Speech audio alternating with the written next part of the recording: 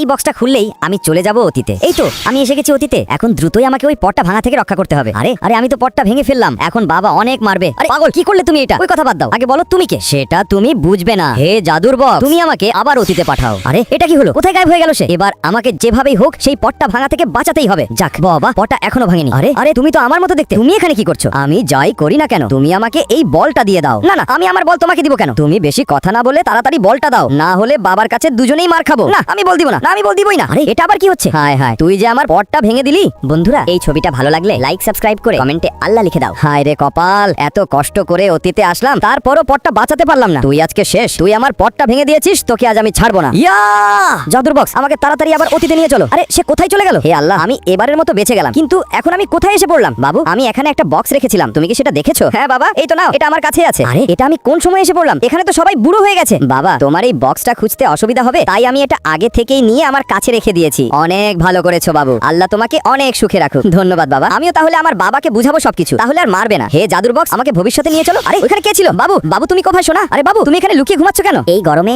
এখানে ঘুমালে তো তোমার শরীর খারাপ হয়ে যাবে বাবু। বাবা, আমার একটা ভুল হয়ে গেছে। কি হয়েছে বাবু, বলো আমায়। বাবা, আমি তো ওই টেবিলের উপরে পটটা ফুটবল খেলতে গিয়ে ভেঙে ফেলেছি, আমাকে মাফ করে দাও বাবা। কোনো সমস্যা নাই বাবু, তুমি দাঁড়াও, আমি আমার মাজার বেল্ট খুলে তোমাকে মাফ করছি। ওরে বাপরে, বাবা তো দেখা যায় রেগে গেছে, আগে দৌড়িয়ে পালাই। আমাকে মাফ করে দাও বাবা, এরকম আর কখনোই হবে না।